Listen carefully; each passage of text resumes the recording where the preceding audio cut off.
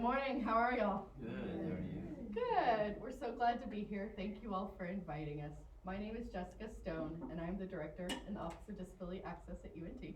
My name is Pamela Jackson. I go by Pam, and I'm an assistant director there at UNT in the Office of Disability Access.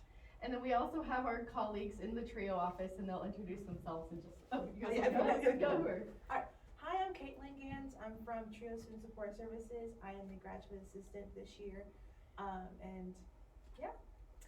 Hi, I'm Deetra Craig. I'm the director for TRIO Student Support Services, and we are happy to be here. Thank you for having us. Thank you. So throughout our presentation today, we're going to briefly just talk to you about our different offices and how we support students with disabilities and on when they come to UNT. Most everything we'll talk about today at the Office of Disability Access mirrors what it's like at any four-year institution. So we're going to talk about specific ODA, Office of Disability Access practices, but it can be generalized typically to any four-year institution that's public. They all have slightly different processes, but we're going to kind of talk about that today. So what do we do at the Office of Disability Access? We'll start by talking about that, the mission of the Office of Disability Access. We'll then talk about what is probably the biggest part of our presentation is the difference between high school accommodations and then when you go to college. We'll talk about self-advocacy and time management. That's huge for a lot of our students when they go to college.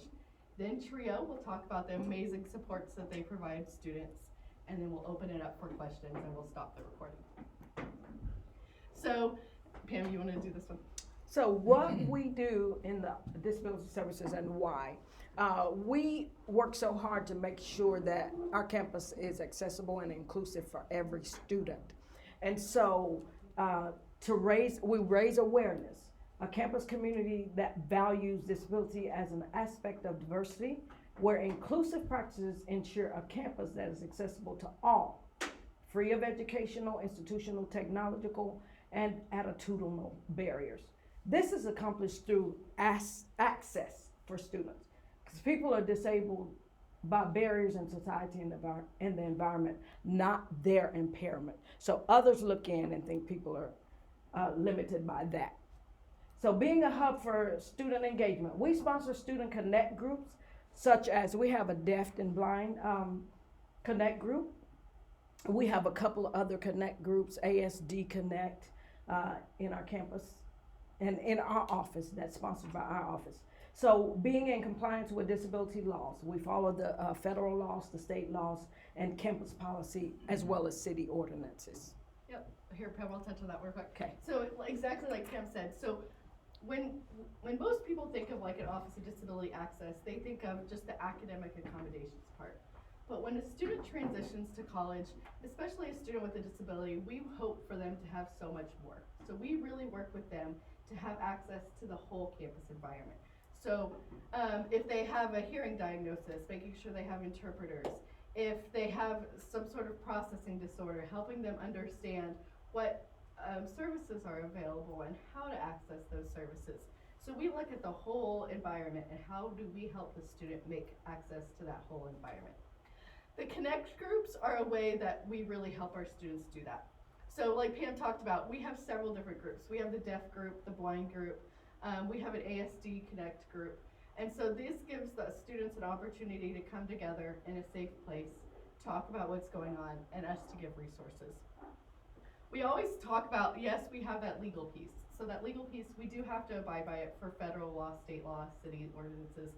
But we emphasize really the reason why we're doing it. We're doing it like Pam said, because we want students to have an inclusive environment when they come to college, and that we want them to feel like they belong just like any other student. So a lot of times we can break down those barriers by helping our campus partners and the students understand how to self-advocate and things like that. So this is a big one, and you guys have a copy of it, but what I'll emphasize here is when a student transitions from the high school or the public ed setting to college, there's a different set of laws. So in high school, it's IDEA, but then when they transfer to high school, it's college, it's Section 504 in the Americans with Disabilities Act. Why is this important?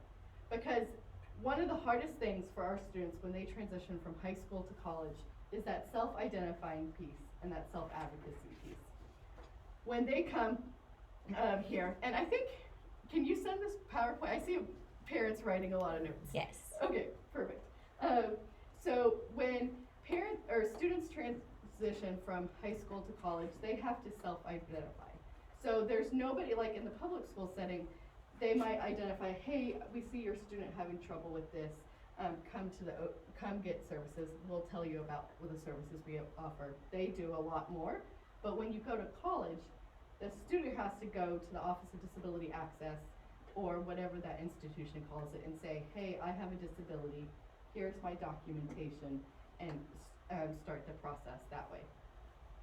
Parents can help the student start that process, but most institutions will always say we have to start with talking to that student.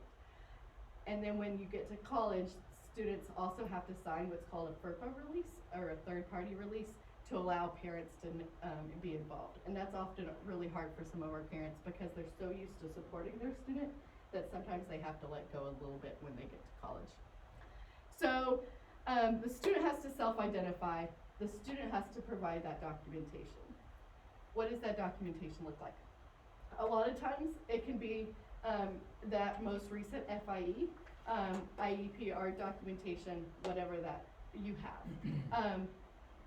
It sometimes depends, because if the documentation is really old or the student hasn't been tested in a while, for certain disabilities or for certain barriers, we may ask for additional documentation. But that would be something that we would have that conversation after we looked over your present documentation. We never want to put the student through additional testing. We never want to ask the student to have additional barriers. So we always try to work with what they have. Oh yeah, so there's 3 parts when you get to college of determining accommodations. The first part is the application. So we look at what the student puts on their application. But we also recognize, especially transitioning from high school, that students may not be able to really articulate what they need. So that's only one piece of what the data that we use. We look at the evaluation data. So like, do they have a learning disability evaluation? Do they have a mental health assessment? So we look at that evaluation data. But then we also really look at that student narrative. So what are they telling us about how they experience their disability? 2 students with ADHD are not going to experience it the same. So what does that individual student have trouble with? What are their strengths, and what are some areas that they need a little more support in? We look at both of those. And then we come together and we determine their accommodations. Parents can support. So in our office, every office works differently, but in our office we do invite parents in if the student wants to come in and have that registration meeting with us where we talk about accommodations. We do invite parents in if the student wants. Because we, again, recognize transitioning from high school to college is sometimes harder, but we're always going to go back to that student. What would you like? What do you think? Because it's all about them. And then throughout somebody's educational journey, if they have problems, we do have really caring faculty that will try and support, but they're not going to follow up like we do in high school. So it's up to the student to self-advocate and let us know that they're having problems. And then unless the student participates in a program that's specifically for intellectual and developmental disabilities, it's an inclusive classroom. Well, I guess we'll do questions at the end. Okay. All right, you want to do this? Well, Jessica hit it a lot. Self-advocacy is really big for students. So we advise parents, go ahead and work on self-advocacy skills while they're in high school. Like Jessica said, we do allow the parents to come in, but we mostly focus on that student. And we will provide skills when they have issues in the classroom. A lot of times they're going to say, this is going on, can you help me? What we will do is say, number one, have you spoken to your instructor about it? So we give them those skills to self-advocate for themselves. So it's really big. So we want them really to believe in themselves. So it's important also for you to do things like help them know what their disability is. A lot of times K through 12, they don't even know. So help them know what that disability is. Also, along with that, help them know their weaknesses, their strengths. When they come into our office and we have that meeting, we focus on what are you good at, what are your strengths, what do you really need help in, things of that sort. So self-advocacy is really a big piece for them. And that's one of the biggest areas that we see students struggle with when they come to us. But, so Pam talked about that we provide a lot of support and we'll help them learn how to self-advocate. But TRIO, in just a few minutes, they'll talk about the resources they provide in that area as well. All right, so understanding your disability. This is huge. Like Pam said, a lot of times our students know, like sometimes they'll go to different meetings about their disability, and sometimes they kind of know what their disability is, but they don't have as much knowledge because we've supported them as a school district, or we've supported them as family, and so they don't necessarily know too much about their disability. That's going to be hard when they get to college, because they have to know what their disability is and how it impacts them. So, and not just in the classroom. So it impacts you with your education, but how does it impact you socially? How does it impact you in housing? So it's really important that they know their disability. And sometimes I've heard families say, you know, we want to shield our student from it because we don't want them to necessarily worry about it or perseverate on it. And I understand that, but we also have to take a look at, okay, how do we frame it to the student so they don't do that, but they also know their disability for college, but also beyond.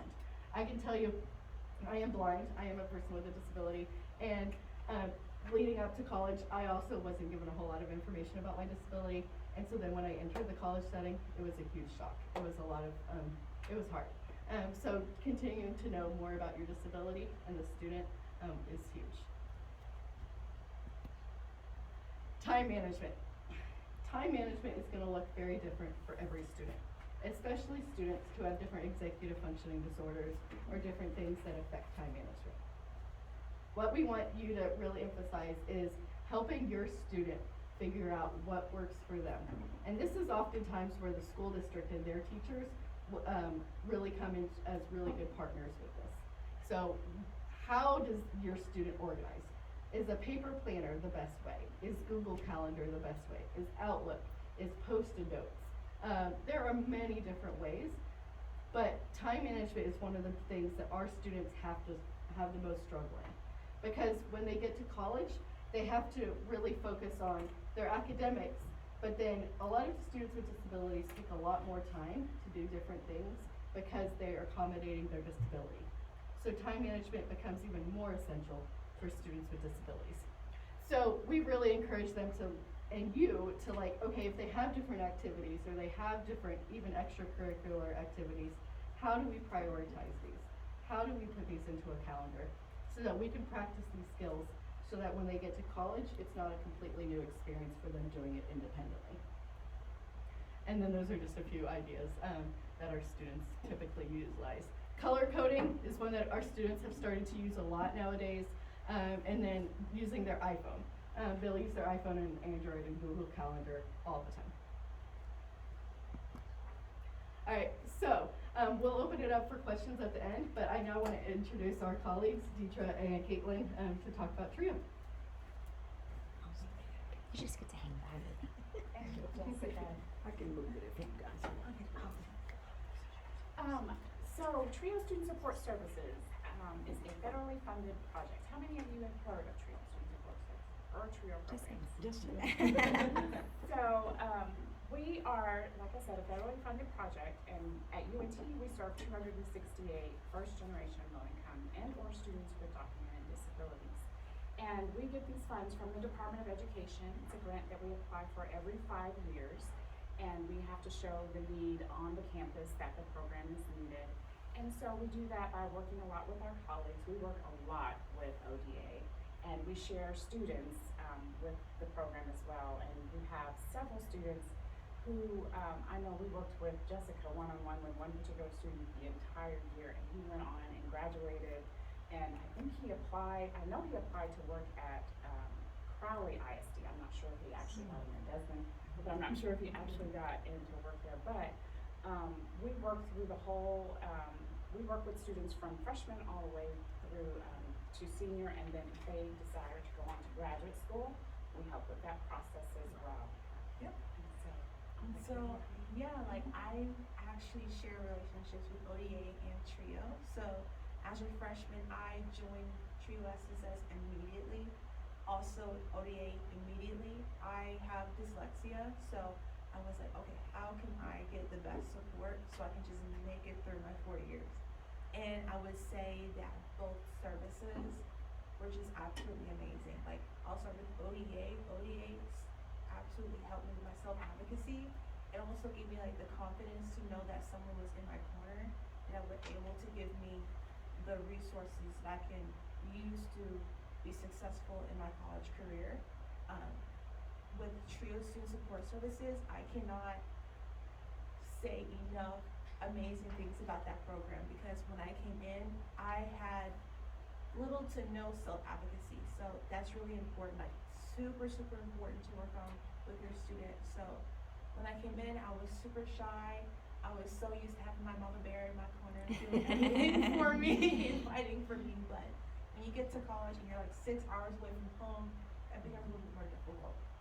So coming to TRIO Student Support Services, I was able to kind of be in an environment with people that were just so laid back and open and kind of like walk me through some things. If I had questions about financial aid or FOSFA or, you know, how to do my classes, how to access my audit. I mean, they really helped me walk through it, you know, time management as well, budgeting as well. So if you are interested, it's such a good program. I was there from freshman year to when I graduated last year, and I got an opportunity to work as a graduate assistant, which is crazy. I never thought I would be a master's student, but here I am, and speaking to you all, like, my freshman middle school person, little Caitlin, would never, like, imagine myself being here talking to you without, you know, being super nervous and sweating a lot. So, I mean, I learned a lot about myself through TRIO and through ODA, just having that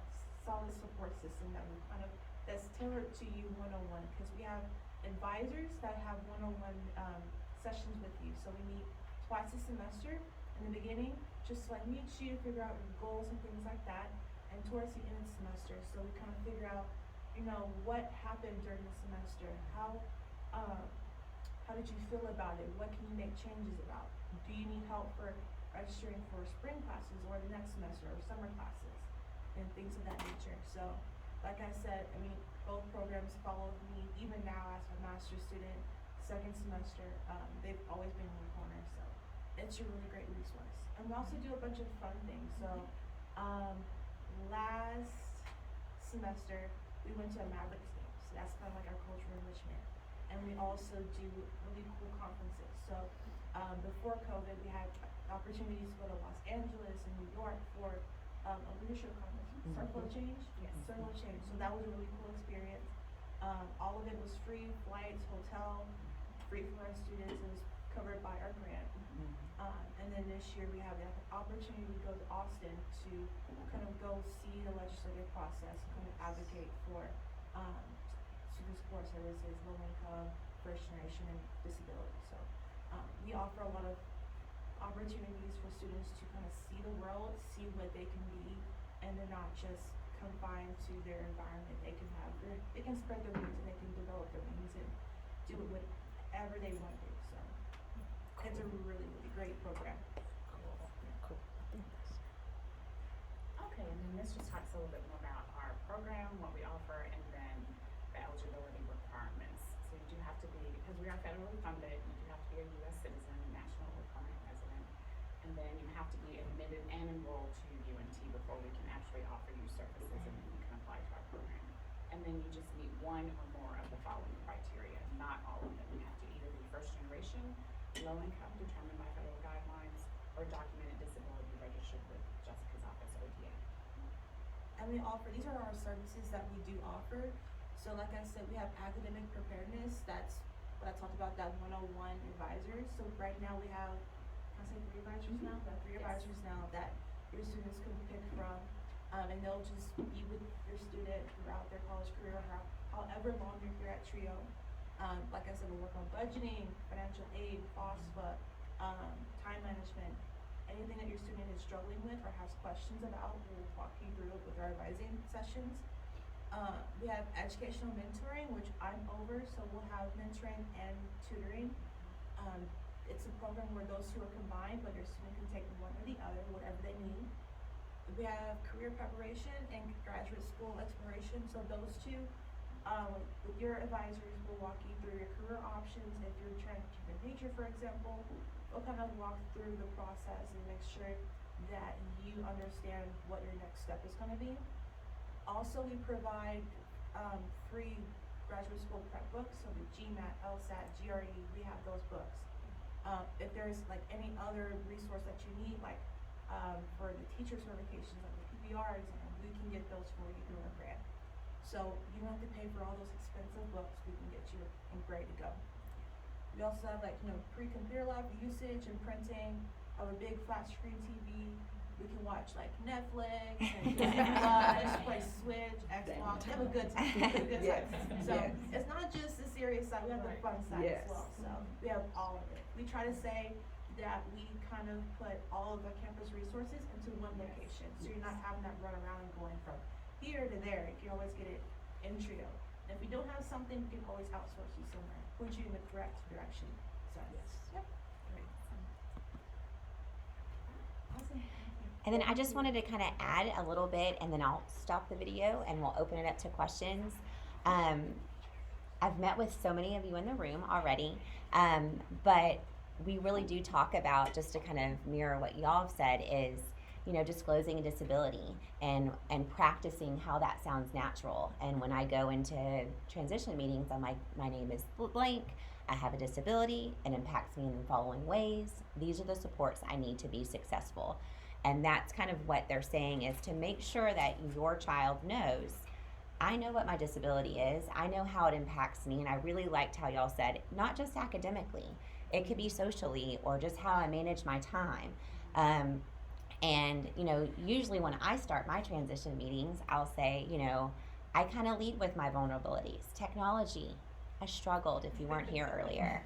And I said that's an area that I have difficulties with. I say sometimes I talk too fast. Tell me to slow down. Also, not a great speller. You're gonna see little red lines when I'm typing my notes. I will go back and fix them. But just being comfortable, being able to say those things, and we all have strengths and weaknesses, and when we are at ARD meetings, we really want your child to participate. I say it starts at age 3. At age 3. And then I don't need you to stay the whole time, but I need you to be a part of it. And we do our SPIN model, which y'all kind of, it's similar, but strengths, preferences, interests, and needs. And if your child is able to say, I'm strong at this, I prefer working with 2 people, not in a group of 5 or more. I'm interested in this. This is what I need.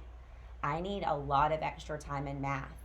I just need a little bit of extra time in reading. What does that little and a lot mean? Because when you go and you're asking for those supports, a little is hard to, quantify. I need 30 extra minutes, or I need an extra day. So I just think that when I hear, I'm always future planning. So if I meet you and you have a 3-year-old, I'm thinking of them when they're 30. Like